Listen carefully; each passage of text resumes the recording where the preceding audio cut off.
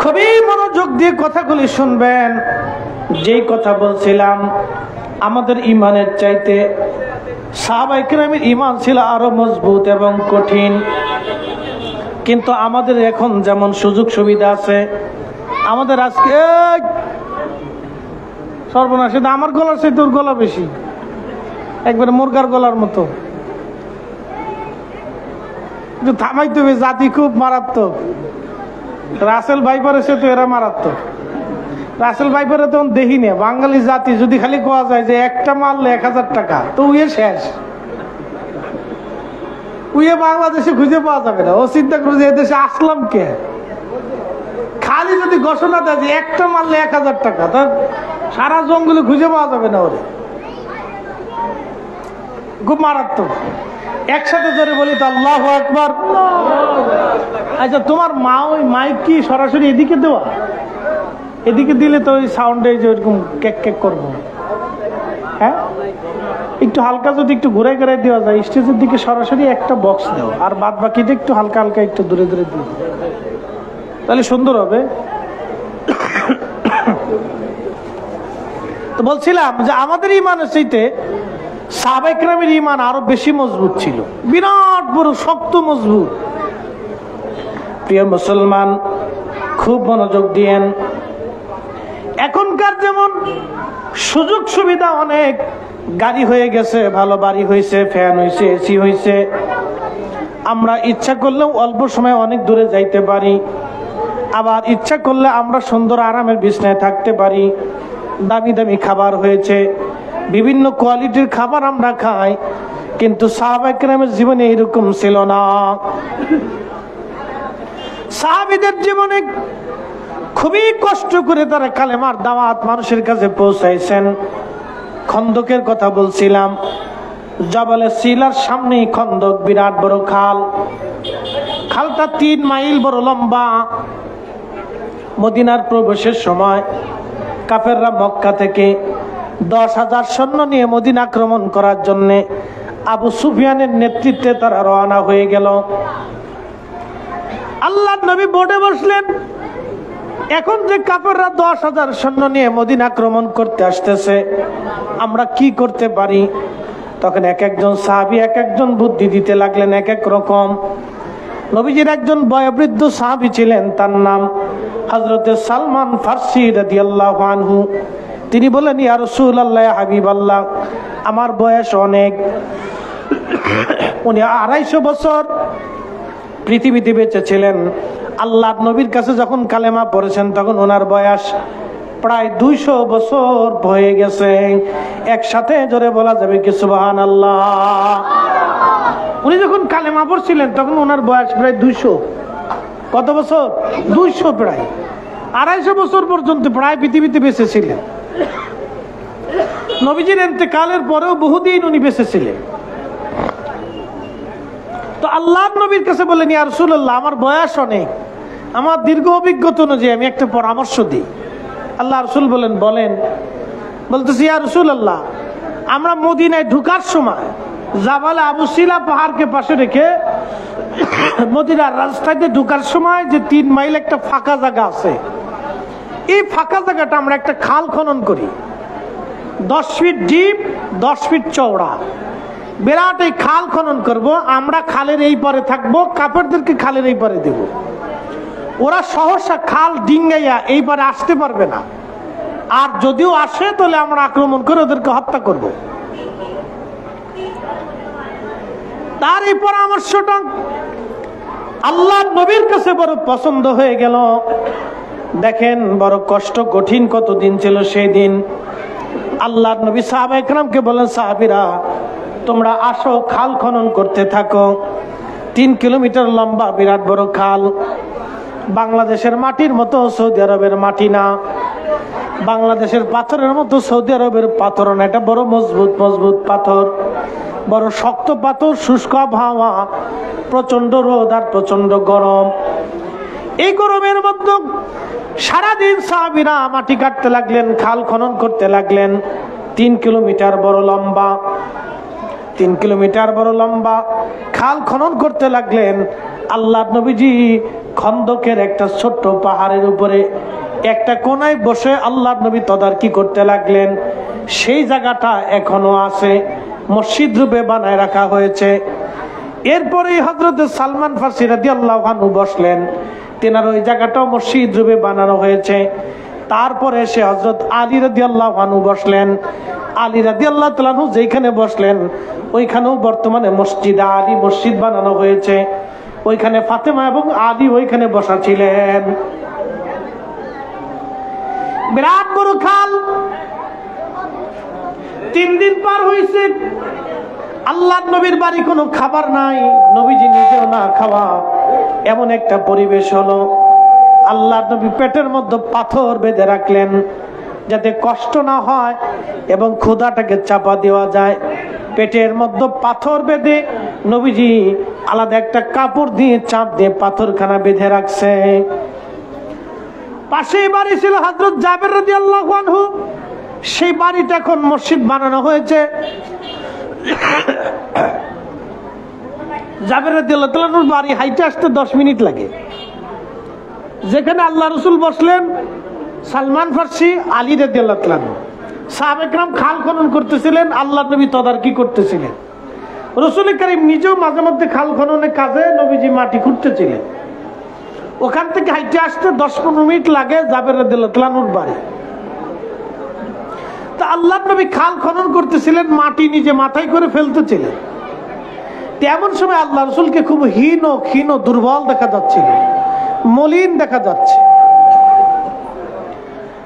আল্লাহ নবীকে জাবের জিজ্ঞেস করলেন, ইয়া রাসূলুল্লাহ, ইয়া হাবিবাল্লাহ, নবীজি আপনাকে মলিন দেখা যায়, দুর্বল ক্ষীণ দেখা যায়। আল্লাহ নবী বললেন, জাবের রে, আজকে 3 দিন হলো কোনো দানা পানি আমার মুখে পড়ে নাই। আজকে 3 দিন হলো আমি ক্ষুধার্ত, 3 দিন হলো আমি না খাওয়া আছি। আল্লাহ নবীর সাহাবী জাবের রাদিয়াল্লাহু আনহু কেঁদে ফেললেন, ইয়া রাসূলুল্লাহ, আপনার জাবের কি মরে গেছে? আপনি ক্ষুধার্ত কেন আমাকে বলেন নাই? হুজুর, আপনি অপেক্ষা করেন, আপনি বিশ্রাম করেন, আমি বাড়ি খোঁজ নিয়ে দেখে আসি আমার ঘরের মধ্যে কি আছে। জাবের দৌড়াই গেলেন বাড়ি, বিবিকে ডাক দিয়ে বলেন, বিবি রে, ঘরের মধ্যে কি আছে? বলে 1 সা গম আছে। বর্তমানে 1 সা গম মানে 3.5 সের। 1 সা গম আছে, আর ঘরের বাড়িতে একটা ছাগল ছাড়া আর কিছু নাই। জাবের বলেন, বিবি রে, আমি ছাগলটা জবাই করে দিয়ে যাচ্ছি, আর তুমি গম পিষতে থাকো, রুটি বানাইতে থাকো, ছাগলের তরকারি রান্না করতে থাকো। আমার রাসূল আজকে 3 দিন ধরে না খাওয়া। আল্লাহর হাবিব পেটের মধ্যে পাথর চাপা দিয়ে পাথর বেঁধে রাখছে, তুমি রান্না বান্না করো, আমি রাসূলকে দাওয়াত করে আসি। হযরত জাবেরের স্ত্রী ডাক দিয়ে বলেন, স্বামী রে, দাওয়াত করবেন কিন্তু সাহাবীরা যাতে না জানে। আপনি রাসূলের দাওয়াত করেন কিন্তু সাহাবীরা যাতে না জানে, কারণ অনেক সাহাবী, 3000 সাহাবী কাজ করতেছে। সবাই যদি আমার বাড়ি আসে, আমার বাড়ি গম আছে 3.5 সের, ছোট্ট একটা ছাগলের বাচ্চা, এছাড়া আর আমার ঘরে কিছু নাই। যদি সবাই আসে তাহলে আমি অপমান হব, আমি শরম পেয়ে যাব, আমি এত মেহমানদারি কেমনে করবো, আমার লজ্জা লাগবে। তা আপনি আল্লাহ রাসূলকে কানে কানে বললেন কিন্তু প্রকাশ্যে বললেন না। হযরত জাবের রাদিয়াল্লাহু আনহু আবার দৌড়ে গেলেন ওনার বাড়ি থেকে। আল্লাহ রাসূল যেখানে বসতেন বেশি দূরে না, একবারে দৌড়ে। এখন বাড়িটা এখন মসজিদ বানায় রাখছে, মসজিদ ওপেন করে নেই। এবছর দিকে আসছি জাবের রাদিয়াল্লাহু আনহুর বাড়ি, মনোযোগ দিয়ে। এই জাবের রাদিয়াল্লাহু তাআলা খুব আশিক রাসূল সাহাবী ছিলেন, খুব আশিক রাসূল ছিলেন।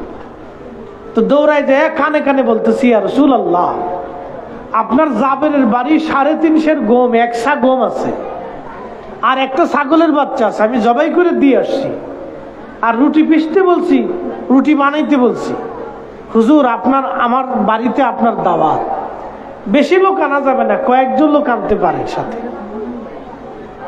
আল্লাহ রাসূল দাঁড়ায় যায় বলে, না সাহাবীরা, তোমরা সবাই চলো, জাবেরের বাড়ি আমরা দাওয়াত। আরো জোরে, আরো জোরে। কয় হাজার সাহাবী আছে? 3000, কোন কোন বর্ণনা 1000ও আছে। যাক, যেহেতু 3000 সাহাবী কাজ করতেছিল, আমরা 3000ই ধরলাম। সবাই তো না খাওয়া।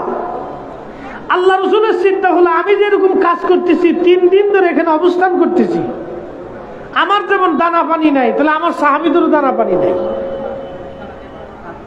এই জন্য আল্লাহ রাসূল বলছেন, আল্লাহ কোরআনে বলছেন, বিল মুমিনিনা রাউফুর রহিম। আমাদের নবী হচ্ছে মুমিনদের জন্য দয়ালু, দয়াবান, দয়াল নবী। একসাথে বলা যাবে না আল্লাহু আকবার? কি নবী? আমরা বাঙালিরা খুদে খুদি ঝগড়া ফাসাদ করি খালি। মক্কায় যা দেখবেন কেউ হাত ছেড়ে দিয়ে নামাজে দাঁড়াইছে, বেশিরভাগ দেখবেন আফ্রিকান, হাত ছেড়ে দিয়ে নামাজ পড়তেছে। এরা মালিকি মাযহাব। অথচ ইমাম মালিকের বাড়ি মদিনাতে, মাযহাব চলে গেছে আফ্রিকাতে। আমাদের হানাফি মাযহাবের ইমাম হচ্ছে ইমাম আবু হানিফা রাহমাতুল্লাহ। মদিনার নবীর মসজিদে মিম্বরে, মসজিদে নববীতে তার নাম নুমান বিন সাবিত রাদিয়াল্লাহু আনহু সহ লেখা। আমি নিজে দেখে আসছি, নামের পিছনে রাদিয়াল্লাহু তাআলা আনহু লেখা। আমরা বড় হতভাগা, মাযহাব মানি না, বিরাট বড় হতভাগা, একবারে আন্তর্জাতিক হতভাগা। এটা এই হতভাগার আর বলি কোনো লাভ নাই। মসজিদে নববীতে যার নাম সাহাবে কেরামের নামের পরে রাদিয়াল্লাহু আনহু সহ লেখা, তারপরে ইমাম শাফিঈর নাম রাদিয়াল্লাহু আনহু সহ লেখা, তারপরে ইমাম আহমদ ইবনে হাম্বলের নাম রাদিয়াল্লাহু আনহু সহ লেখা, তারপরে ইমাম মালিক ইবনে আনাস রাদিয়াল্লাহু আনহু সহ লেখা। 4 ইমামের নাম, 4 ইমামের নাম। পৃথিবীতে প্রসিদ্ধ 4টে মাযহাব। এই মাযহাবের উপরে সারা পৃথিবীর মুসলমান আমল করে। নতুন করে ফিতনা বাঁধানোর কোনো কারণই নেই। কেউ হাত ছেড়ে দিয়ে নামাজে দাঁড়াইছে, কেউ কিন্তু পাশ থেকে বলে না, ভাই আপনি নাভির নিচে হাত বাঁধেন, আপনি হাত ছাড়ছেন কেন? কেউ বুকের উপরে হাত বাঁধছে, এটা শাফি মাযহাব। কেউ কিন্তু বলে না, আপনি হাত ছেড়ে দিয়ে নাভির নিচে বাঁধেন, আপনি বুকের বাঁধছেন কেন? আবার নাভির নিচে হাত বাঁধা। কেউ কিন্তু বলে না যে আপনি বুকের উপরে বেঁধে দেন, আপনি নিচে বাঁধছেন কেন? আমার মালিকি মাযহাবে যারা, তারা কিন্তু বলেন আপনি হাত ছেড়ে দেন, আপনি বাঁধছেন কেন? কোনো ঝগড়া নাই, সবাই যার যার মতো নামাজ পড়তেছে। কেউ নামাজের পরে দোয়া করতেছে, কেউ আজানের পরে দোয়া করতেছে, কেউ সাল্লাল্লাহু আলাইহি সাল্লাম নবীজির নাম শোনার পরে চুমু খাচ্ছে, কেউ বাধা দেয় না। বাংলাদেশের মসজিদে আর বাংলাদেশে যত ঠেলাঠেলি, ফাড়াফাড়ি, গুতাগুতি, লাফালাফি চলতেছে, এগুলি চলতেছে। আমরা তো সঠিক ইসলামের উপরে 1450 বছর ধরে আছি। শাহজালাল রহমতুল্লাহ যেটা আনছেন, শাহপরান যেটা আনছেন, খাজা বাবা আজমিরি যেটা আনছেন, দাতাগঞ্জে বক্স আনছেন, মুজাদ্দিদ আল ফুসানি আল ফারুকি সিরহিন্দি আনছেন, শাহ ওলিউল্লাহ মুহাদ্দিস দেহলভী, শাহ আব্দুর রহিম মুহাদ্দিস দেহলভী, শাহ আব্দুল হক মুহাদ্দিস দেহলভী, শাহ আব্দুল আজিজ মুহাদ্দিস দেহলভী, যত উলামা ইকরাম, যত বড় বড় মুহাদ্দিসিন ইকরাম, তিনি আমাদেরকে মাযহাব দিয়ে গেছেন। তিনি আমাদেরকে নামাজের পদ্ধতি শিখিয়েছেন, দোয়া কালামের ইবাদতের পদ্ধতি শিখেছেন। নতুন করে তো আমাদের শেখার দরকার না। কি কথা কন নাকি, ঠিক কিনা? এইগুলো আমার দেশে ফিতনা বাঁধায়, অশান্তি বাঁধায়। আইসে বলবে যে না, নাভির নিচে হাত বাঁধার কোনো হাদিসই নেই, ওটা সহিহ হাদিস না, এটা বুঝবেন শয়তান। এটা কি জোরে বলেন? এটা আজাদিল। ও মসজিদে আইছে মেজাল বাঁধানোর জন্য, নামাজ শেখানোর জন্য না। আমার দেশের লক্ষ লক্ষ মানুষ নামাজই পড়ে না। আমাদের কাজ হচ্ছে বেনামাজিরে নামাজি বানানো। কি কথা কর নাকি, ঠিক কিনা?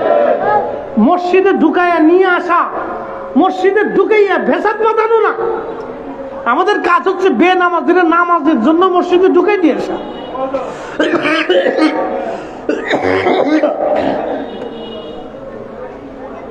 আপনি নামাজের পরে দোয়া করতেছেন, করেন।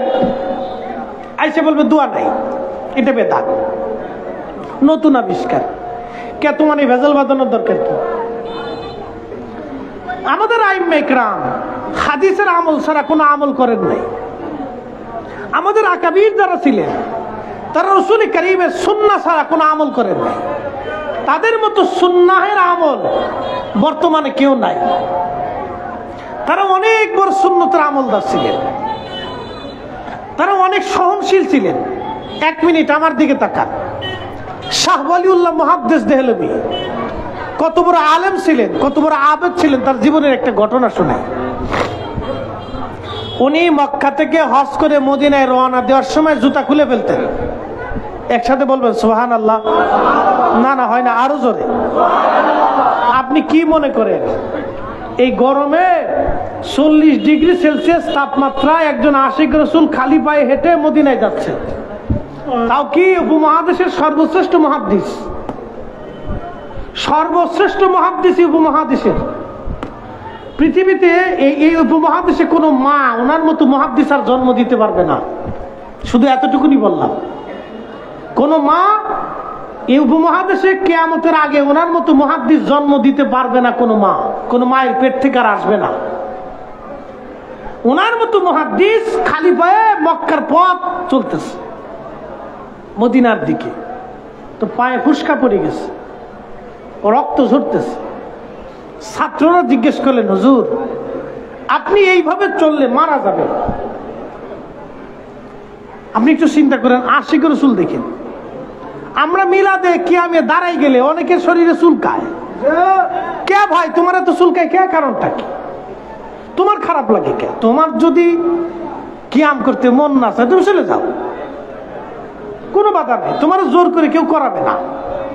কিন্তু যে করতে চাইতেছে তুমি জোর করে তারে করতে নিষেধ করতে পারবা না। কারণ ইশকে রাসূল, তাজিমে রাসূল এটা আলাদা জিনিস, এটা দলিল লাগে না।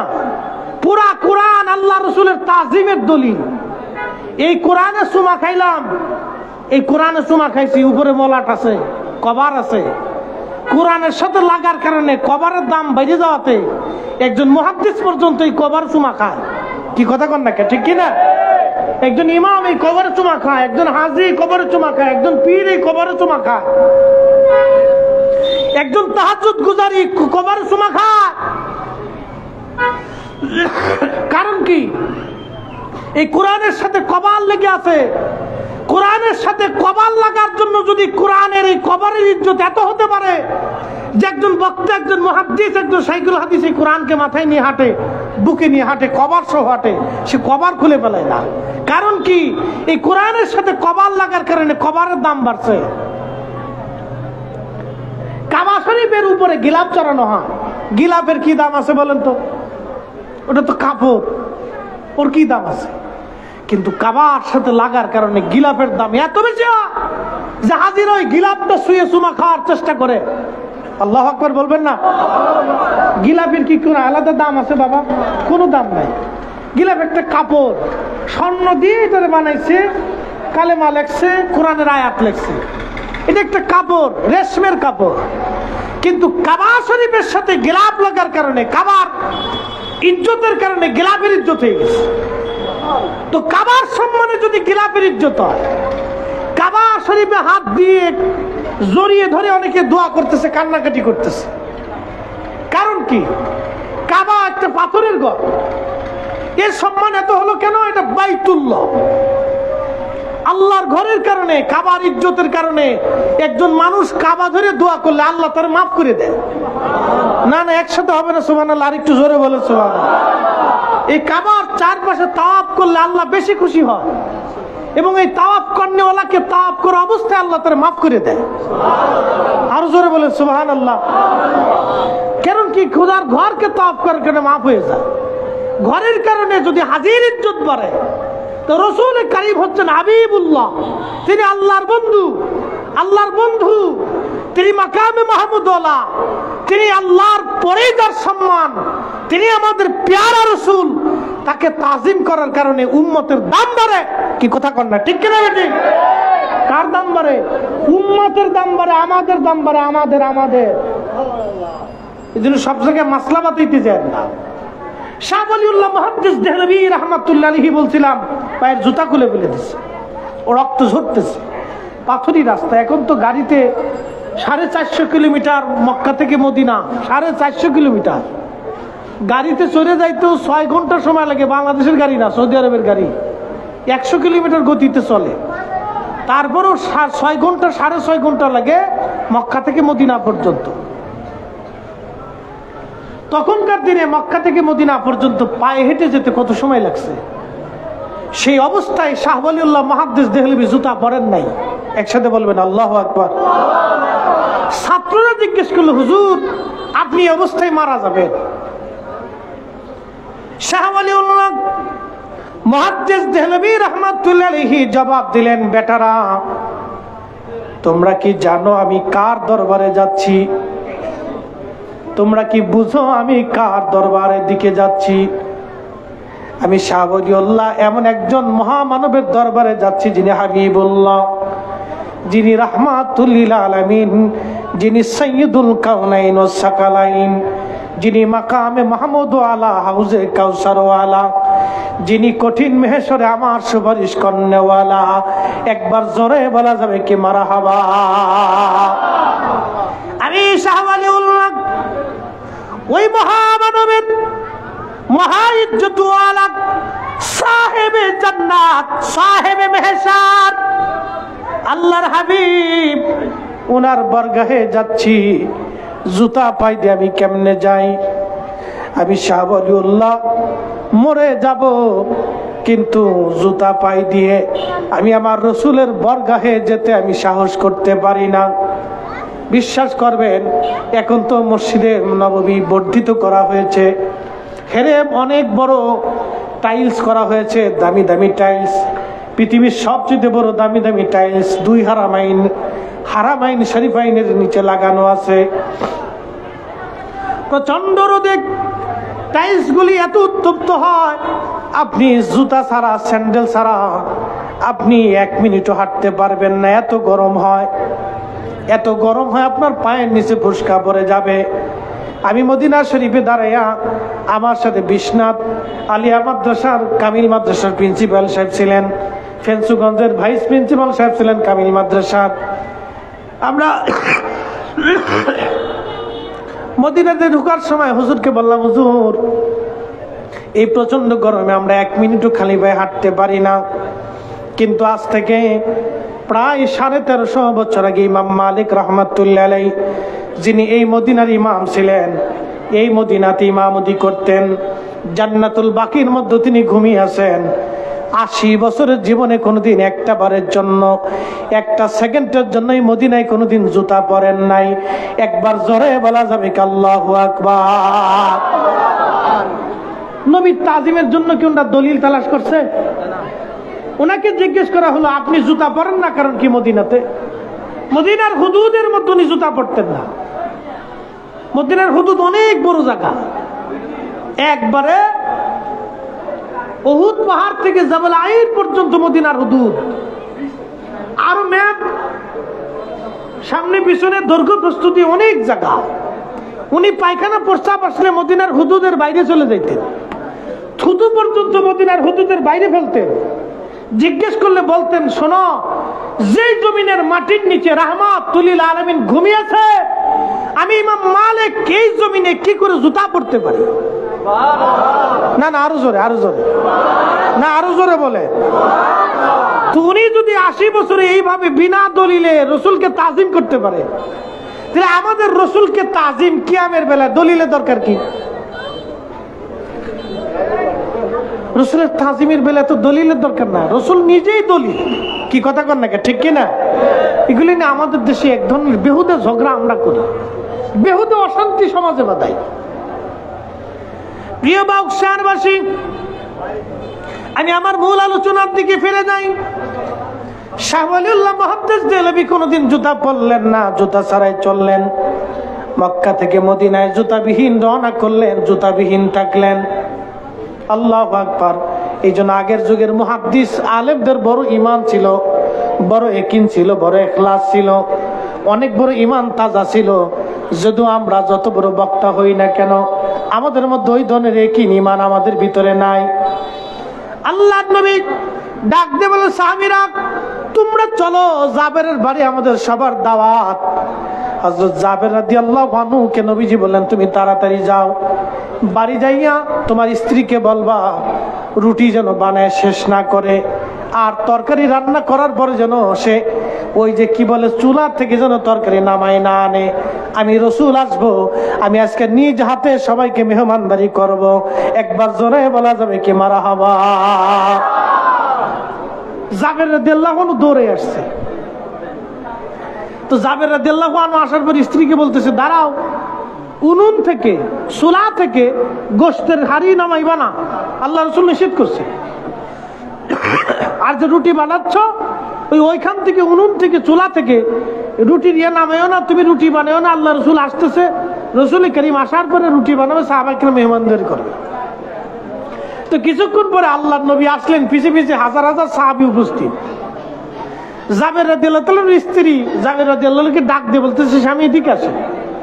ধমক দিয়ে বলতেছেন, করছেন কি?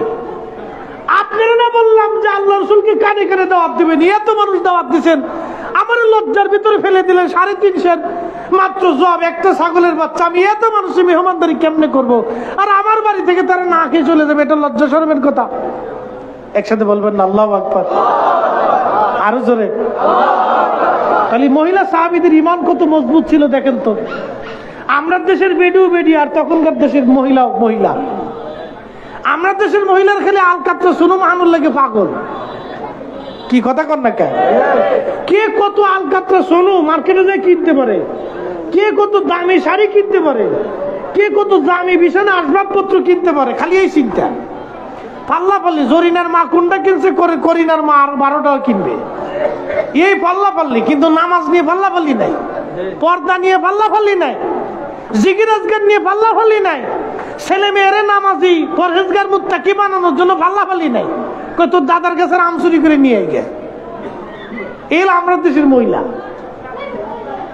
তো সেই জমানার মহিলার একিন কত মজবুত যে আমার বাড়ি এত সাহাবী আসতেছে, আমি কি করে এখন এই সাহাবীদেরকে মেহমানদারি করব?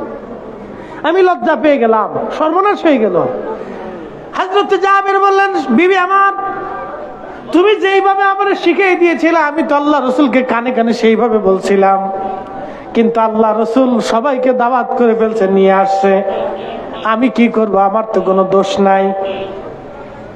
আল্লাহর নবী বলেন, জাবের তোমার স্ত্রীকে অন্তর্মহলে যাইতে বলো। হযরত জাবের রাদিয়াল্লাহু আনহুর স্ত্রী অন্তর্মহলে চলে গেলেন। আল্লাহর নবী উনুনের কাছে গেলেন, সাহাবীরাও গেলেন। আল্লাহর নবী ওই উনুনের উপরে আপনার গোশতের যে বাসন ছিল, যে আপনার পাতিল ছিল, এই পাতিলের উপর একটা কাপড় দিয়ে ঢেকে দিলেন এবং রুটির যেটা রুটি বানানো হচ্ছিল, একজন সাহাবীকে বললেন, তুমি রুটি বানাও। আল্লাহর নবী বললেন, রুটি বানাও। রুটি বানাইতে লাগলেন।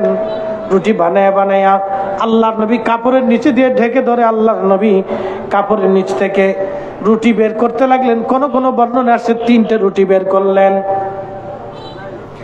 এক একজন সাহাবীর জন্য 3টে করে রুটি বের করলেন। তা আমাদের দেশের এরকম রুটি না। আমাদের দেশে কোন কোন হোটেলে 4টে রুটি খাইলেও মনে হয় না যে রুটি খেয়েছে, একবারে পাতলা পাতলা, দাম দেয় 10 টাকা। রুটি যেটা বানাইছে এটা লাড়াচাড়া দিলে শেষ। কি কথা কর না কেন? লাড়াচাড়া দিলে শেষ। এলো রুটিটা সৌদি আরবের এক রুটি বাঙালি একটাই খায় শেষ করতে পারে না, ওরা 4-5টা খাই ফেলায়। বিরাট বড় শক্তিশালী ওরা। আর আগের যুগের মানুষ 3 দিন না খাওয়া, জোয়ান মধ্য সাহাবী 3 দিন ক্ষুধার্ত। বুঝতেই পারতেছেন কি পরিমাণে ক্ষুধা পেটে। রুটিও খুব বড় বড়। গম কয় সের? 3.5 সের। এক সা কয় সের? সাহাবী কয়জন? 3000।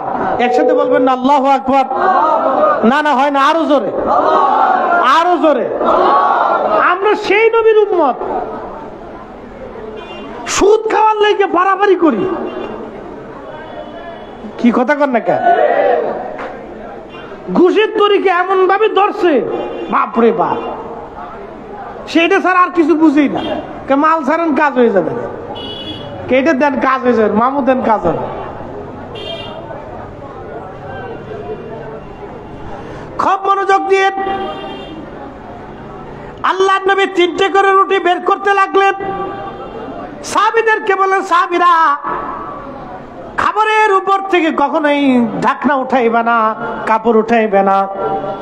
আল্লাহর হাবিব 3টে করে রুটি দিতে লাগলেন, তরকারি দিতে লাগলেন। সব সাহাবীদেরকে কাতার করে বসতে বললেন। সব সাহাবীরা কাতার করে বসলেন। আল্লাহর হাবিব দিতে দিতে 3000 সাহাবী, কোন কোন বর্ণনা 1000 আসছে। আমাদের হিসাব অনুযায়ী যেহেতু 3000 সাহাবী যোদ্ধা ছিলেন, 3000 সাহাবী একসঙ্গে কাজ করতে লাগলেন, খনন করতেছিলেন। 3000 সাহাবীর সামনে 3টে করে রুটি যদি দেন তাহলে রুটি চলে গেল 9000। একসাথে বলা যাবে কি আল্লাহু আকবার। গম কয় সের? জোরে বলেন। 3.5। রুটি গেছে কয় হাজার? 9000। তো বাংলাদেশের এই চ্যাপ্টার রুটি না, বড় বড় রুটি, বিরাট বড় বড় রুটি, খুব মজবুত রুটি। 3.5 9000 রুটি চলে গেল 3000 সাহাবীর সামনে। ছাগলের বাচ্চা দিয়ে একটা গোষ্ঠের পাতিল, ছোট্ট একটা পাতিল দিয়ে বাড়তে বাড়তে চামচ ভরে দিতে দিতে 3000 চামচ চলে গেল। আল্লাহর নবী বললেন, জাবের রে, আশেপাশে দেখো আরো কোনো লোক ক্ষুধার্ত আছে কিনা, তাদেরকেও দাওয়াত দাও। জাবের দাওয়াত দিলেন, তোমরা আসো আমার বাড়ি, তোমাদের দাওয়াত। এরকম আরো মহিলা পুরুষ দিয়ে কোনো কোনো বর্ণনা আসছে 15000। একবার জোরে বলা যাবে কি সুবহানাল্লাহ। আল্লাহর নবী সবাইকে দিলেন, কম বেশি হইতে পারে বর্ণনার ভিতরে। আল্লাহর নবী সবাইকে দিতে লাগলেন, দিতে দিতে দিতে দিতে সবাই পেট ভরে খাইলো। আল্লাহর নবী বললেন, জাবের রে, বাকি যা আছে সব তোমার পরিবারের জন্য। জাবের বললেন, ঢাকনা উল্টায় দেখলাম 3 ভাগের 1 ভাগ শেষ হয়েছে, আরো 2 ভাগ এখনো পাতিলের মধ্যে পড়ে রয়েছে। আরো জোরে বলেন আল্লাহু আকবার, আরো জোরে আল্লাহু আকবার। সেই নবী 3 দিন 4 দিন পর্যন্ত ক্ষুধার্ত থাকতেন, বাড়িতে চুলাও জ্বলতো না। নবীর কি অভাব ছিল? অভাব ছিল না, কিন্তু ক্ষুধা থেকে বরণ করতেন। কারণ কি? আল্লাহর নবী জানতেন আমার বহু উম্মত আছে যারা ক্ষুধার্ত থাকবে, আমার অনেক গরিব উম্মত যারা না খেয়ে থাকবে। ওরা যাতে কোনোদিন বলতে না পারে যে আল্লাহ রাসূলের ক্ষমতা ছিল বিধায় জান্নাত থেকে খাবার এনে খাইছে। নবীজি পেট পুরে খেয়েছে। আল্লাহ রাসূল যদি বলতেন, আল্লাহ তুমি জান্নাত থেকে পাথর পাঠাইয়া আমার প্রাসাদ বানাই দিবা, এই গরমে আমার থাকতে পছন্দ হয় না। কতটুকু ছোট্ট ছোট্ট ঘরের ভিতরে যদি কোনোদিন বদরে যান তো দেখবেন সাহাবীদের বাড়ি এখনো আছে, আবু মুসা আশআরীর বাড়িটা এখনো আছে, হযরতে আবু যর গিফারী রাদিয়াল্লাহু আনহু সেই ছোট্ট ঘরটা এখনো আছে। ছোট ছোট ঘর ছিল, পাথর দিয়ে মাটি দিয়ে ঘরগুলি বানানো হতো, উপরে ছিল খেজুর পাতা আর ছাউনি। আহা, ফ্যান নাই, কারেন্ট নাই, বাতি নাই, এই ছোট্ট ছোট্ট ছোট্ট ছোট্ট ঘরের ভিতরে থাকতেন। যদি কোনোদিন মসজিদে নববীতে যান, এটা আমাদের সাথে গেলে আপনাদের দেখাইতে পারবে, খুঁটে খুঁটে দেখাবো। যদি কোনোদিন মসজিদে নববীতে যান তো বেলাল রাদিয়াল্লাহু আনহু যেখানে দাঁড়াইয়া আজান দিতেন, এই জায়গাটা এখনো মসজিদে নববীতে ওইভাবে করে রাখা হয়েছে, সেইভাবে উঁচু আছে। এটা একটা ছাদ ছিল। ছাদটা কি? বনু নাজ্জার গোত্রের এক মহিলা সাহাবীর ছাদ ছিল মসজিদে নববীর সাথেই। তখন মসজিদে নববীর ডান পাশ ছিল এই জায়গাটা কোনাকুনি। আল্লাহ রাসূলের মিম্বর, সেই মিম্বর থেকে হুজরা মোবারক, রওজাতু মিন রিয়াজিল জান্নাহ, জান্নাতের বাগান। একসাথে বলবেন আল্লাহু আকবার। আল্লাহ রাসূল বলেন, আয়েশা রে, আমার এই রিয়াজুল জান্নাতে ইবাদত করলে, নামাজ পড়লে যে কত পরিমাণে নেকি, এটা আমার উম্মত যদি দেখতো তাহলে পৃথিবীর ভিন্ন স্থান থেকে হামাগুড়ি দিয়ে হলো আমার উম্মত এখানে আসতো। আমি রাসূলের রিয়াজুল জান্নাতে নামাজ পড়ার কত নেকি, এখানে ইবাদতের কত নেকি যদি আমার উম্মত দেখতো তাহলে আমার উম্মত হামাগুড়ি দিয়ে হলো এখানে আসতো। আর আমার দেশের পণ্ডিত ওয়াজ করে কই মদিনায় দোয়া কবুল হবে কোনো জায়গা নাই, শয়তান গুতাকা, এগুলোর জুতা দিয়ে বাইরেও হক আদায় হয় না। কথা কন না, ঠিক কিনা? আজলিবি করে একটা সীমা থাকা উচিত। মহাপণ্ডিত একজন, মানে আল্লাহ রাসূলের শানের বিরুদ্ধে বললে ওটা বিরাট বড় সাইকুল হাদিস, বিরাট বড় সাইকার পণ্ডিত সেজে গেছে, বিরাট বড় বড় পণ্ডিত। আর আমার দেশের ছেলেপেলেরা বুঝুক আর না বুঝুক পণ্ডিতের পিছে পিছে দৌড়ায়। এত দৌড়ায়েন না, এত দৌড়ায়েন না। আল্লামা ইকবাল রাহিমাহুল্লাহ জবাবের শিকওয়াতে ছোট্ট করে একটা শের লিখেছেন। তিনি লিখেছেন এইভাবে, মগজ কোরা রোহে ইমা জান দিন হাসতে হবে রাহমাতুল লিল আলামিন। কোরআনের মগজ বলো, ঈমানের রূহ বলো, এই কোরআনের সারমর্ম বলো, মগজ বলো, ঈমানের রূহ বলো, ধর্মের প্রাণ বলো। আল্লামা ইকবাল বলতেছেন সবকিছুর মূল হলো হাসতে হবে রাহমাতুল লিল আলামিন। আমার নবীর ভালোবাসাই হলো মূল। একবার জোরে বলা যাবে কি মারহাবা? আল্লাহুম্মা সাল্লি আলা লানা মুহাম্মাদ ওয়া আলা সাইয়্যিদিনা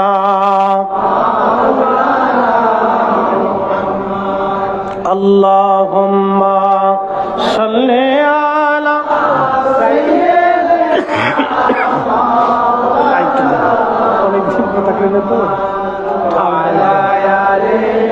সাইয়্যিদিনা।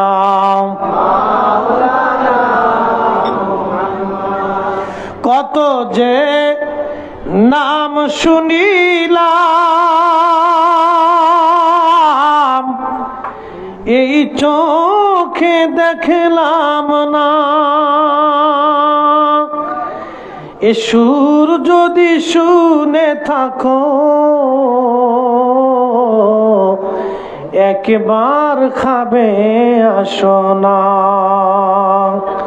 হে রাসূল তোমায় ভালোবাসি, অন্তরে শুধু মুখে নয়, জান্নাতের আশায় নয় হে রাসূল, জাহান্নামকে ডরি না। কত যে নাম শুনিলাম, এই চোখে দেখলাম না। এই সুর যদি শুনে থাকো, একবার খাবে আসো না। এ সুর যদি শুনে থাকো, একবার খাবে আসো না। প্রিয় বাউকশাহরবাসী, বরুণার মুসলমান, আমি কাউকে কষ্ট দেওয়ার জন্য কোনো কথা বলতেছি না বাপ। আহা, আল্লাহ রাসূলের জীবন বড় কত চমৎকার ছিল। 3 দিন সাহাবীরা ক্ষুধার্ত অবস্থায়, 3 দিন সাহাবীরা ক্ষুধার্ত অবস্থায় মাটি কেটেছিলেন, খাল খনন করতেছিলেন। আল্লাহু আকবার। 3 দিন না খাওয়া, তারপরও কোনো সাহাবী কিন্তু ক্ষুধার আর্জি দেন নাই, খাবারের কথা বলে ওখান থেকে তারা চলে আসেন নাই। আল্লাহ আল্লাহ, তাদের ঈমান কত মজবুত ছিল, তাদের ঈমান কত মজবুত ছিল। আমরা মুসলমান, তারা মুসলমান, আমরা মুসলমান, তারা মুসলমান।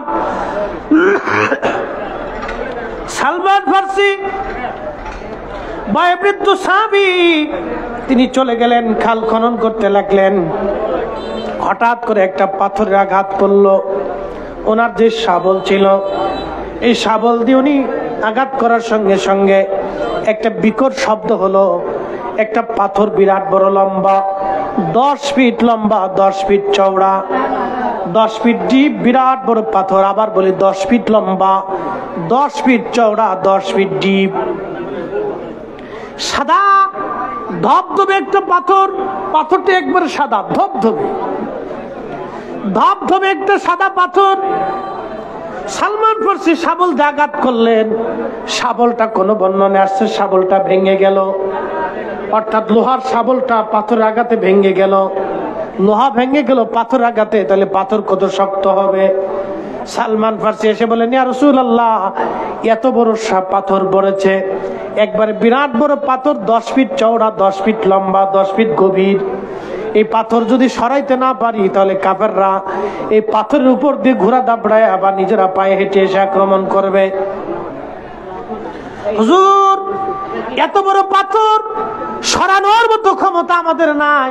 ইয়া রাসূলুল্লাহ, এই পাথর আমরা কেমনে সরাবো? আল্লাহ নবী বললেন তাহলে চলো আমার সঙ্গে। আল্লাহর হাবিব গেলেন, এই পাথরের মধ্যে আল্লাহ নবী প্রথমবার আঘাত করলেন।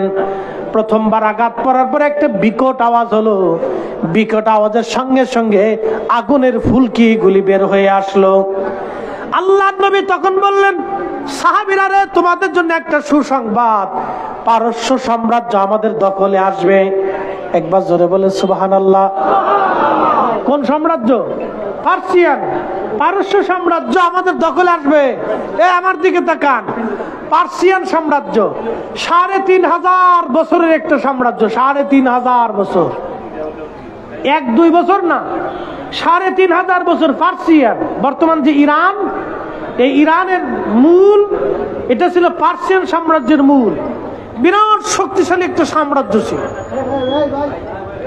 ইরানিরা আগে থেকে যোদ্ধা, ইরানিরা আগে থেকে মেধাবী, ইরানিরা আগে থেকে জ্ঞানী, খুব মেধাবী তারা। খুব মনোযোগ দিন, এই বিরাট বড় পার্সিয়ান সাম্রাজ্য আমাদের দখলে আসবে এবং কিয়ামতের আগ পর্যন্ত কোন সাম্রাজ্য পার্সিয়ানে আর হবে না। একসাথে বলবেন আল্লাহু আকবার। না না, আরো জোরে, আরো জোরে। আল্লাহ রাসূল কি বললেন? আমার দিকে তাকান। আমরা তো রাসূলের ইলম নিয়ে খালি প্রশ্ন তুলি, খালি নানান কথা বলি। শাবল মারলেন, জিবরাইল আসেন নাই। এই বর্ণনায় ভিতরে আসে নাই যে জিবরাইল আসছে, এই বর্ণনায় জিবরাইল আসার কোনো কথা নাই। শাবল মারলেন, শাবল বুঝতে পারছেন? আমরা যে শাবল দিয়ে মাটি খুঁজি না, তো এই শাবল জাতীয় আর কি, লোহার শাবল আল্লাহ রাসূল আঘাত করলেন। বিকট একটা আওয়াজ হলো, সাদা মার্বেল পাথর, বিরাট বড় পাথর। বিকট আওয়াজ হলো, আগুনের স্ফুলিঙ্গ বের হয়ে আসলো। পাথরটা ৩ খণ্ডে বিভক্ত হলো। একসাথে বলবেন আল্লাহু আকবার। কোন বর্ণনা আসছে ৩ খণ্ডে বিভক্ত হলো। আল্লাহ নবী প্রথমবারে বললেন, সাহাবীরা তোমাদের জন্য সুসংবাদ, পার্সিয়ান সাম্রাজ্য আমাদের দখলে আসবে। কিয়ামত পর্যন্ত পার্সিয়ান সাম্রাজ্য আর আসবে না, এটা মুসলমানদেরই থাকবে। আরো জোরে, আরো জোরে, আরো জোরে আল্লাহু আকবার। দ্বিতীয়বার আবার আঘাত করলেন। আবার আঘাতে আবার বিকট শব্দ হলো, স্ফুলিঙ্গ বের হলো। প্রত্যেকটা খণ্ড আরো ৩টে করে খণ্ড হলো। একসাথে বলবেন মারহাবা। নবী বললেন, সাহাবীরা রে, রোম সাম্রাজ্য মুসলমানদের অধিকারে আসলো। কিয়ামত পর্যন্ত আর কোন রোম সাম্রাজ্য পৃথিবীতে আসবে না। আরো জোরে, আরো জোরে। না না, হয় না, আরো জোরে। পাওয়ার আসেনি? কথা কন না কেন? পাওয়ার আসেনি? আল্লাহ রাসূলের ইলম নিয়ে প্রশ্ন তোলাটা বোকামি। রাসূলের ইলম নিয়ে প্রশ্ন তোলাটা বোকামি। আল্লাহ রাসূলকে আল্লাহ এত পরিমাণে ইলম দিয়েছিলেন যার কোনো সীমানা নাই। এটা সীমানা আমরা বর্ণনা করতে পারবো না। খুব মনোযোগ দিয়ে আল্লাহর হাবিব রাসূল কারীম সাল্লাল্লাহু আলাইহি সাল্লাম বললেন, রোম সাম্রাজ্য বিজয় হবে। এরপরে নবীজি আবার আরেকটা আঘাত করলেন। আরেকটা আঘাত করার পরে স্ফুলিঙ্গ বের হলো। বাকি খণ্ডগুলি আরো 3টা করে খণ্ডে বিভক্ত হলো। আল্লাহর নবী বললেন, ইয়ামান আল্লাহ আমাকে দিয়ে দিলেন। ইয়ামান, বর্তমান যে ইয়ামান আপনারা দেখেন, নাম শুনেন ইয়ামান। ইয়ামানের মানুষ খুব ভালো। সৌদি আরবে যারা ইয়ামানে কাজ করে তারা খুব ভদ্র এবং নম্র। ইয়ামানের মানুষ খুব ভালো, সুন্দর আচরণ এদের। আল্লাহর নবী বললেন, কিয়ামত পর্যন্ত ইয়ামান আল্লাহ আমারে দিয়ে দিলেন। এই ইয়ামানে কিয়ামত পর্যন্ত ইসলাম থাকবে। একবার জোরে বলা যাবে কি সুবহানাল্লাহ? ইয়ামান আমাকে আল্লাহ দিয়ে দিলেন, ইয়ামান বিজয় হবে, ইয়ামান বিজয় হবে। আল্লাহু আকবার। তখন সাহাবায়ে কেরাম সবাই তো বিনা বাক্যে বিশ্বাস করে নিলেন। কিন্তু যারা মুনাফিক ছিল তারা বুরু কুচকায়, আখ শরীর চুলকার কয়, শুনছো মুহাম্মদ নিজের বাঁচানোর জন্য কেবল খাল খনন করতেছে, মক্কার কাফেরদেরকে সে প্রতিহত করতে পারে না, খাল খুঁজতেছে। সে নাকি পারস্য বিজয় করবে, রোম সাম্রাজ্য বিজয় হবে, ইয়ামান বিজয় হবে।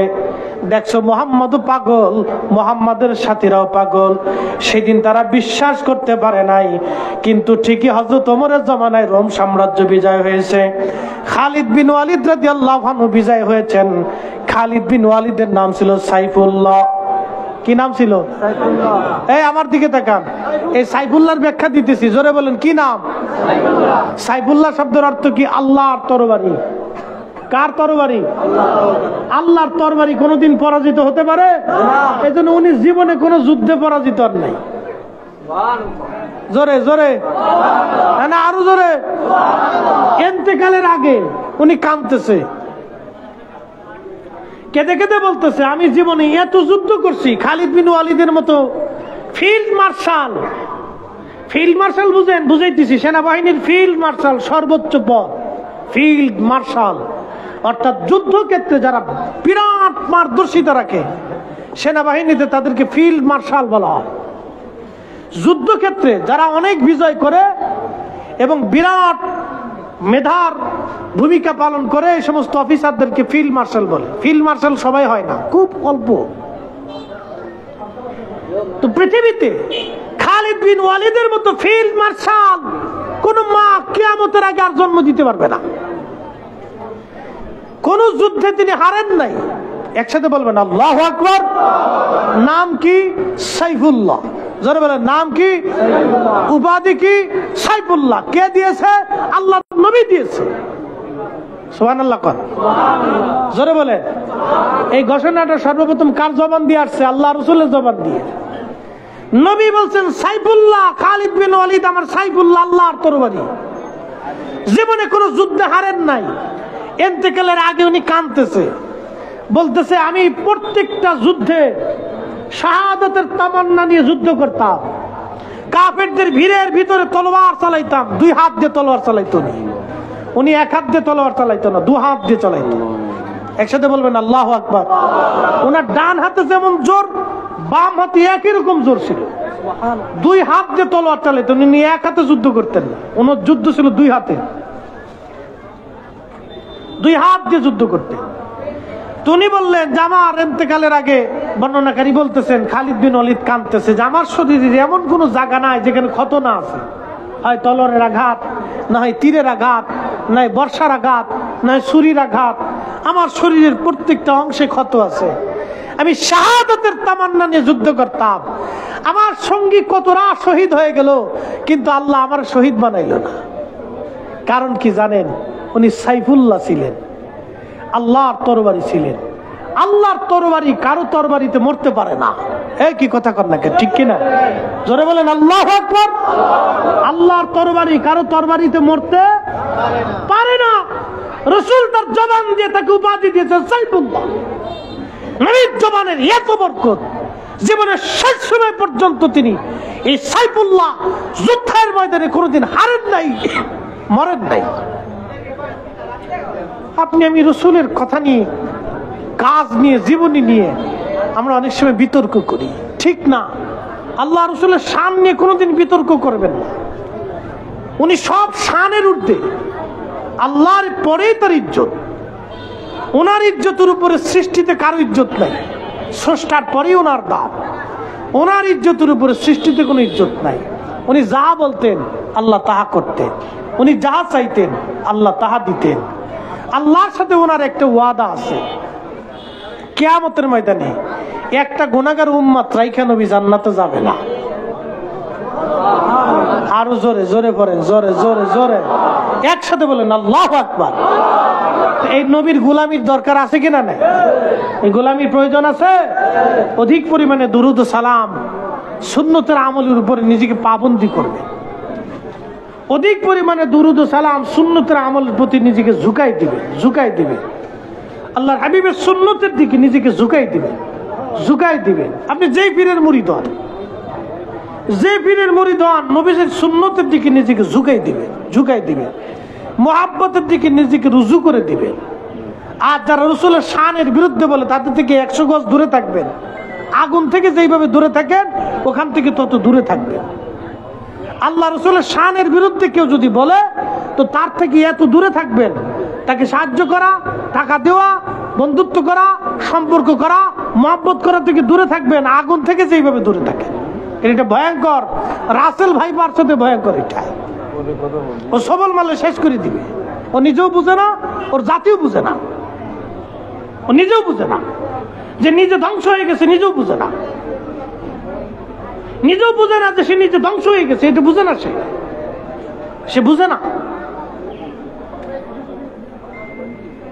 সেই দিন মুনাফিকরা বলল, যে ব্যক্তি কাফেরদের থেকে বাঁচার জন্য, মক্কার বাসীদের থেকে বাঁচার জন্য খাল খুঁজতেছে, সে বলে পারস্য বিজয় করবে, সে বলে রোম বিজয় করবে, তার বলে ইয়ামান বিজয় হবে। দেখছো, পাগল হয়ে গেছে।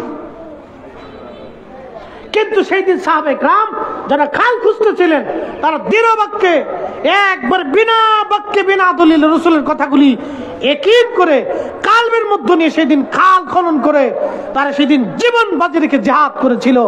ঠিকই সেই মুজাহিদরাই সেই পারস্য সাম্রাজ্য, সেই রাম সাম্রাজ্য, সেই ইয়ামান তারা দখল করে নিয়েছিল।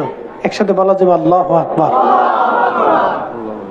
রাসূল করিমের প্রত্যেকটা কথা কবুল হয়েছে। আল্লাহ রাসূল আরেকটা কথা বলেছিলেন, আমার উম্মত তোমরা শুনে রাখো, আমার হেরেম থেকে উহুদ পাহাড় পর্যন্ত জামাত হবে, আমার হেরেম থেকে উহুদ পাহাড় পর্যন্ত জামাত হবে, আমার উম্মত উহুদ পর্যন্ত ভরে যাবে। আজকে উহুদের একটা ঘটনা আপনাদেরকে শোনাই, জীবনে গেছেন কিনা জানি না, যদি কোনোদিন যান আজকে বলে দিই গোপন কথাটা।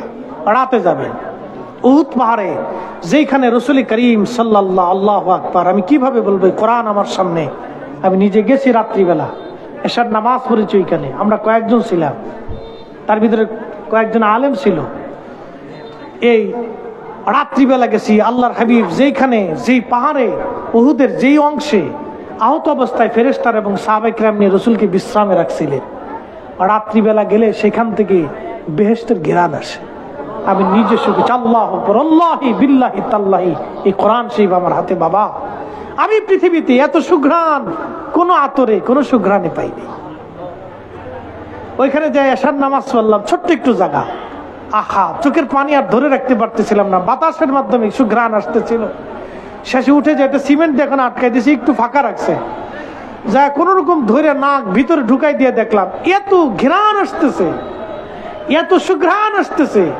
চিন্তা করলাম 1450 বছর পরেও আল্লাহ রসুলের সুঘ্রাণ এখান থেকে যায় নাই, শুধু রাসূল করিম এখানে বসেছিলেন, সাহাবে کرام থেকে সেবা করেছিলেন, রক্ত ঝরেছিল রাসূলের, সারা রাত্র আল্লাহর হাবিব এখানে বিশ্রাম করেছিলেন। নবী পাকের একটু বিশ্রামে এই জায়গাটা এত সুঘ্রাণ হয়েছে যে সারা রাত্র বেহেশতের ঘ্রাণ আসতে থাকে, বাতাসে ঘ্রাণ আসতে থাকে, ওই জায়গা থেকে জান্নাতের ঘ্রাণ আসতে থাকে। আল্লাহু আকবার, আল্লাহু আকবার, একসাথে বলবেন আল্লাহু আকবার। নিজেকে স্থির রাখতে পারিনি। আপনি একটু চিন্তা করেন তো, আমার দিকে তাকান, এত দলিল লাগবে না, আমি বাস্তব দলিল থেকে বলতেছি, বাস্তব দলিল থেকে বুঝেন। আপনি তো বলেন রাসূল আমার মতো, 1450 বছর পরেও রাসূলের এখান থেকে উহুদ পাহাড়ের এই অংশ, ফাটা অংশ থেকে যেখানে আল্লাহর হাবিব বিশ্রাম করলেন, এখান থেকে বেহেশতের ঘেরান আসতেছে, নবীর ঘেরান আসতেছে। 1450 বছর পরে যদি রাসূল করিমের সেই সুঘ্রাণ আসতে পারে, তাহলে রাসূল করিম সাল্লাল্লাহু আলাইহি ওয়াসাল্লাম দেহ মুবারকের ঘ্রাণ কত সুন্দর ছিল। সুবহানাল্লাহ। দলিল দিয়ে বুঝাইতে হবে কেন? কেন দলিল দিতে হবে? সাহাবায়ে کرام কোন দলিল ছাড়া বিনা দলিল রাসূলকে বিশ্বাস করতে, কেন দলিল লাগবে? মুআবিয়া রাদিয়াল্লাহু আনহু ইন্তেকাল করবেন, আল্লাহর হাবিবের নখ মুবারক, চুল মুবারক, দাড়ি মুবারক, আরো কিছু চাদর মুবারক, এরকম কিছু আল্লাহর হাবিবের ব্যবহারের জিনিস ওনার কাছে ছিল। তিনি ওসিয়ত করলেন, আমার ইন্তেকালের পরে তোমরা আল্লাহর হাবিবের চুল মুবারক, নখ মুবারক আমার কাফনের ভিতরে দিয়ে দিবা। একসাথে বলবেন আল্লাহু আকবার। না আরো জোরে বলেন, আরো জোরে। কেন নিলেন? বরকতের আশায়। কিসের আশায়? বরকতের আশায় নিলেন, বরকতের জন্য নিলেন। সাহাবীরা যদি রাসূলের কাছ থেকে নবীজির নখ মুবারক, চুল মুবারক থেকে বরকত তালাশ করতে পারে, আমাদের বেলায় আসলে শিরকের মাসালা কারণটা কি? এগুলো আমাদের এক ধরনের অ্যাটিটিউড, ধ্যান ধারণা খুব নিম্ন, সমাজে বিশৃঙ্খলা তৈরি করা, অশান্তি সৃষ্টি করা, তাছাড়া অন্য কিছু না। বাবাজি, আল্লাহর হাবিবের শান এগুলি বলে শেষ করার মতো না, শেষ করার মতো না। সময় আমার শেষ, আলোচনার একবারে শেষ প্রান্তে এখানে মিনিস্টার হুজুর কেবলা বসে আছেন, উনি নিজেও জানেন ওই জায়গা সুঘ্রাণটা কত মজবুত। আল্লাহু আকবার। রাত্রিবেলা জান্নাতের ঘ্রাণ আসে। আমি ঢুকতেছি তো পাকিস্তানি একটা ছেলে বলতেছে যে হুজুর উপর থেকে ওখানে যান। আমি বললাম রাত্রে এখন যাওয়া যাবে? হ্যাঁ হ্যাঁ যান, আমরা যান, বেহেশতের ঘ্রাণ আসে। আল্লাহু আকবার। উর্দু ভাষায় বলতেছে বেহেশতের ঘ্রাণ আসে। সত্যি সত্যি যায় দেখলাম আসলেই জান্নাতের ঘ্রাণ রাত্রিবেলা আসে। দিনে আমি একবার গেছি, দিনে পাইনি, কিন্তু রাত্রিবেলায় ঘ্রাণটা আমি পাইছি। নিরিবিলি নিভ্রাট নির্জনে, রাত্রি তো কেউ যায় না, ওইখানে যায় সেই ঘ্রাণ আমার নাকে আসলো। সবাই ঘ্রাণে মোহিত হয়ে গেলাম। এশার নামাজ পড়লাম, দোয়া করলাম, ওখানে দাঁড়ায় মিলাদ শরীফ পড়লাম। একসাথে বলবেন না মারহাবা? একবারে মদিনা শরীফ সোজা সুজি দেখা যায়, নবীজি রওজা মোবারক ওইখান থেকে একবার সোজা দেখা যায়, একবার সোজা। 1450 বছর পরে সে গ্রাম যায় নাই বাবা। এই জন্য এগুলো দলিল লাগে না, এগুলো দলিল লাগে না। রসুলকে মানার জন্য, ভালোবাসার জন্য দলিলের প্রয়োজন হয় না। মোহতারাম উপস্থিতি, অনেক কিছুই আজকে আপনাদেরকে বললাম। মনের অজান্তে কোনো ভাই কষ্ট পেলে মাফ করবেন, কষ্ট দেওয়ার জন্য বলি নেই, বোঝার জন্য বলছি। আল্লাহ রসুল বলছে লা ইউমিন, ঈমানদার হবেই না হাত্তা আকুনা আহাব্বা ইলাইহি মি ওয়ালিদিহি ওয়া ওয়ালাদিহি ওয়ান নাসি আজমাইন। নিজের সন্তান, নিজের পিতামাতা, সমস্ত মানব জাতি থেকে, সব কিছু থেকে আমি রসুলকে যদি ভালো না বাসো, তুমি ঈমানদারি হবে না। একসাথে বলা যাবে আল্লাহু আকবার। আমি বলতেছি, আমার দিকে তাকান। আপনারা সন্তানকে নিজের জীবনের চাইতে বেশি ভালোবাসেন, কি কথা কন ঠিক কিনা? সন্তানকে নিজের জীবনের চাইতে বেশি ভালোবাসেন। হুজুরকে আপনারা শ্রদ্ধা করেন। এখন হুজুরে আপনি দাওয়াত দিয়ে নিয়ে গেলেন বাড়িতে, দাওয়াত দিয়ে নেওয়ার পরে হুজুর যদি আপনার সন্তানের গলার মধ্যে ছুরি ধরে, মানবেন? হুজুরে তো আপনি পীর সাহেব হুজুর মানেন, খুব মহব্বত করেন, হুজুরের কাছে বায়াত নিছেন, কিন্তু হুজুর যদি গলার মধ্যে ছুরি ধরে তোর ছেলের এখন মেরে ফেলবো, আপনি মানবেন না। কারণ আপনার কলিজাতে সন্তানের মহব্বত বেশি।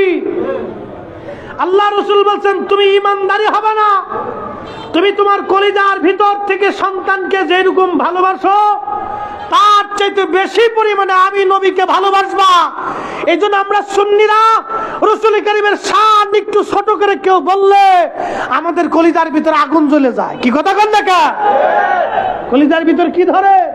আগুন ধরে। আমরা বরদাস্ত করতে পারি না, আমরা সহ্য করতে পারি না। আব্বাসী হুজুর মাঝে মধ্যে কাফের ফতোয়া দেয়। কেন দেয়? কারণে দেয়, বেকারণে দেয় না, বেকারণে দেন না, কারণেই দিচ্ছেন, কারণেই দিতেন। কারণ এশকে রাসূল এমন এক দামি জিনিস, এখানে অনেক আশিক স্থির থাকতে পারে না, আপনাকে বুঝতে হবে। আল্লাহ রসুল বলছেন তোমার জীবনের সব কিছুর চাইতে আমি রসুলকে প্রাধান্য দিতেই হবে। এই জন্য সাহাবায়ে কেরাম দামি ছিলেন, এই জন্য জীবনের সব কিছু উজাড় করে রসুলকে মহব্বত করতেন। এক সাহাবী আসলেন, সহিহ মুসলিমের হাদিস, ইয়ামান একটা চাদর, সবুজ চাদর, নকশা করা একখানা চাদর আনলেন। জান্নাতের পোশাক কিন্তু সবুজ, এটা মনে রাখবেন। জান্নাতের পোশাক সবুজ, জান্নাতীদেরকে আল্লাহ সবুজ পোশাক পরাবে, বাংলাদেশের মতো সবুজ হবে না। এই সবুজ পোশাক এত সুন্দর দেখা যাবে, দেখতে শুধুই দেখতে মন চাবে, এত সুন্দর। তো এই সবুজ চাদর আনা হলো আল্লাহর নবীর জন্য। সাহাবী এসে বলেন ইয়া রাসূলুল্লাহ, সবুজ চাদরখানা আপনার জন্য আনছি হাদিয়া হিসেবে। আল্লাহর হাবিব আপনি এটাকে গ্রহণ করে নেন। আল্লাহর হাবিব চাদরখানা নিলেন, আল্লাহর নবীজির গা মোবারকের মধ্যে চাদর ঝুলাই দিলেন। আর এক সাহাবী এসে বলতেছে ইয়া রাসূলুল্লাহ, আপনি দয়া করে আমাকে চাদরখানা আমাকে দান করে দেন। আল্লাহর নবীর অভ্যাস ছিল কেউ কোনো কিছু দান চাইলে আল্লাহর নবী তার শূন্য হাতে ফিরাইতেন না, কিছু না কিছু দিয়ে আল্লাহর নবী বিদায় করতেন। শরীর মুবারক থেকে চাদরখানা নামাইয়া রাহমাতুল লিল আলামিন নবীজি ওই চাদরখানা বিছাই সাহাবীকে দিয়ে দিলেন। অন্যান্য সাহাবীরা রাগান্বিত হয়ে গেলেন ওই সাহাবীর উপরে।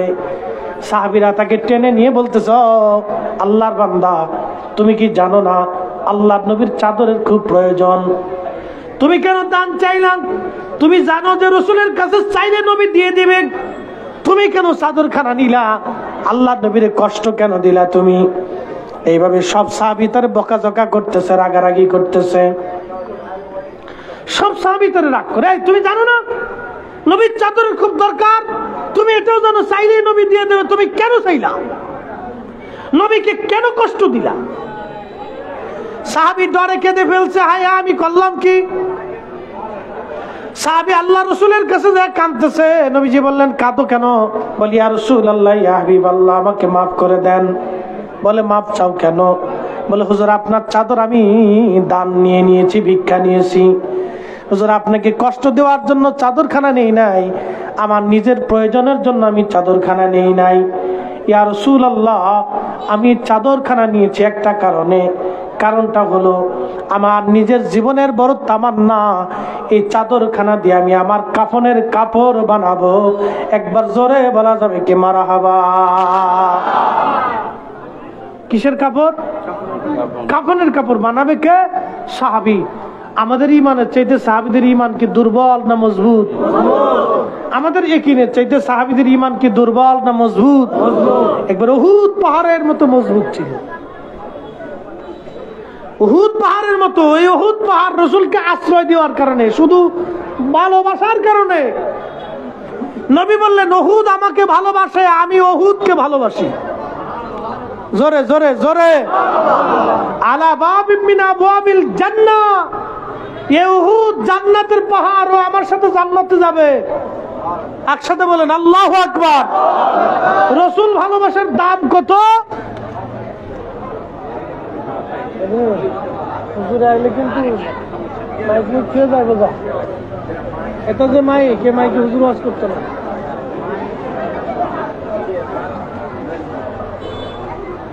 আমার দিকে তাকান। শুধু রাসূলকে উহুদে ভালোবাসার কারণে উহুদ আল্লাহর জান্নাতে চলে যাবে না? না, জোরে বলেন, জোরে জোরে জোরে। ওটা জান্নাতের পাহাড়, জান্নাতের পাহাড়। যদি মদিনায় যান দেখে আসবেন, এটা জান্নাতের পাহাড়।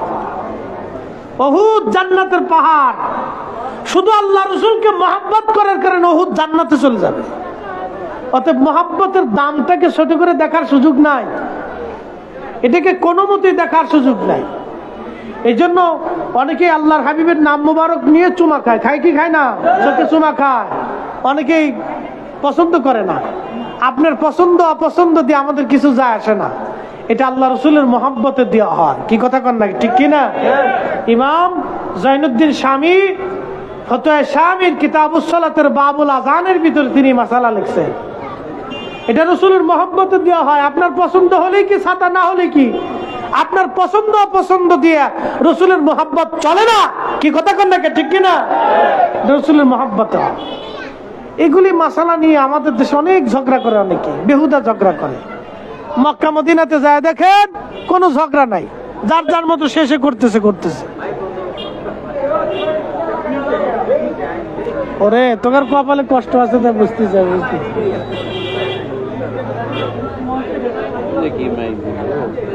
আরে বন্ধ হয়ে গেল কা?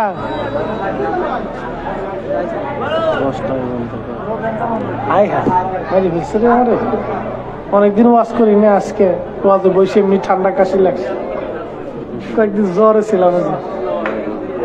দরুশে বলি আল্লাহুম্মা সাল্লি আলা সাইয়্যিদিনা মাওলানা মুহাম্মাদ ওয়া আলা আলি সাইয়্যিদিনা। একটু জিকির করি লা ইলাহা ইল্লাল্লাহ।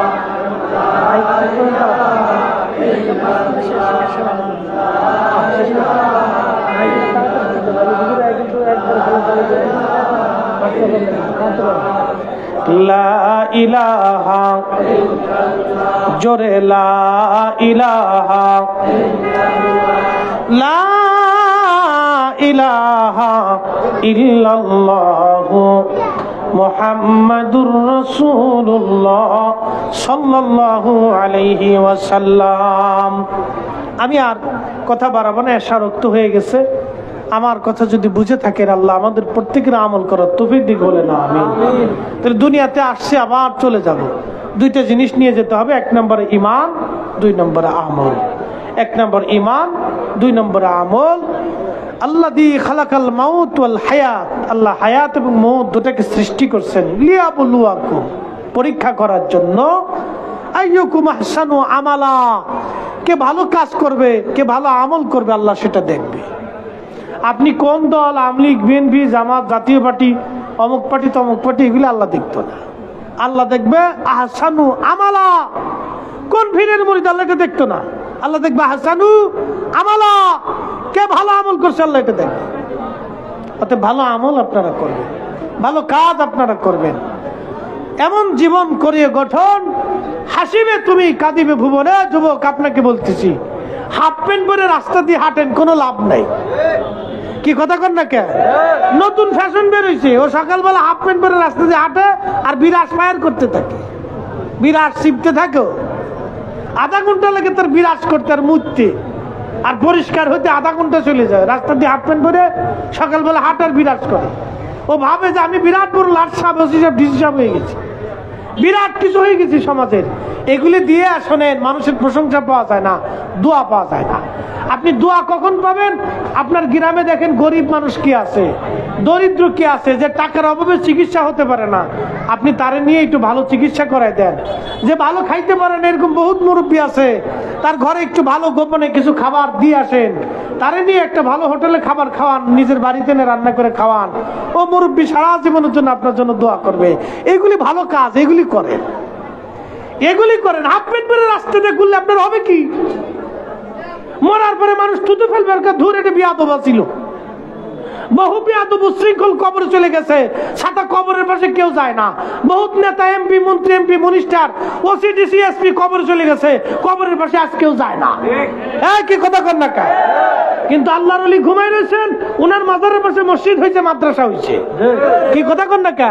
কিন্তু আল্লাহরে খুশি করে গেছে, খুশি করে গেছে, এই জন্য মাদ্রাসা হয়েছে, মসজিদ হয়েছে, দোয়া হয়। এগুলি করে যান। আমার শেষ কথা, এগুলি করে যান। ওই হাবি জাবি হাফ প্যান্ট, ভুলবেন, জিন্সের প্যান্ট, সিরা প্যান্ট, কাটা প্যান্ট, এবার ফাড়া, এবার সিরা, মনে যেটা ভিক্ষে ফইন না, ভিক্ষে সাবার হয়েছে, বোঝা যায় না। এনদে সিরা, এনদে ফাটা কুড়া, এনদে সিরা, এনদে ফাটা। আমরা দেশের বেটিরা হন হাফ প্যান্ট, জিন্সের প্যান্ট পরা ধরছে। ওরা জিন্সের প্যান্ট পরে শার্ট গায়ে দেয়। আবার কোন সিস্টেম, কি সিস্টেম, নতুন নতুন বুরকা সুরকা, এবার ফাড়া, এনদে সিরা, এনদে সাটা, এনদে কাটা, এগুলি পরে বেটি মনে করছে আমার বিশ্ব সুন্দরী দেখা যায়। মহিলা, তোমার এই সুন্দরীত্ব দিয়ে কি হবে? তোমার এই সোলা কলার পিছনে খালি মাসি ভনভন ভনভন করে। বিয়ে করার সময় ঠিকই পুরুষ মানুষ তালাশ করে, আব্বা মেয়ে পর্দা পর্দা করে কিনা একটু ভালো করে দেখে বুঝাইছে। কি কথা কন না কে? তখন কিন্তু মেয়ে বালা খুঁজে, তখন কিন্তু ছেলে কয় না, আব্বা যে ছেলে প্যান্ট পরছিল জিন্সের প্যান্ট, ওইটা খুঁজে নিয়ে আসে। এটা কয় না। কি কথা কন না কে? এটা কয়, এটা কয় না। তো নারী ও জিন্সের প্যান্ট, ফুলবের প্যান্ট, আড়া ভাড়া সিরা পরা পরে মনে করছে আমি বিরাট বড় সুন্দরী, একবারে বিরাট কিছু করে ফেলছে। এতে কিছু হয় না বোন। পর্দায় নারীর সৌন্দর্য, নামাজে নারীর সৌন্দর্য, ইবাদতে নারীর সৌন্দর্য। আল্লাহ আমার প্রত্যেক মা বোন ভাইদেরকে বোঝার তৌফিক দিক। আসসালামু আলাইকুম ওয়া রাহমাতুল্লাহি ওয়া বারাকাতুহু। আর জিকির জিকির করতে আমার জান শেষ। আমাদের মাঝে এসে তশরিফ এনেছেন রফিকুল্লাহ হাসানী হুজুর, হুজুর আছেন আমাদের মাঝে। এখনই সলাতুল আশার আজান হবে, আজানের পরপরই জামাত হবে। ওজু করে সকলকে মসজিদে যাওয়ার জন্য অনুরোধ জানাচ্ছি।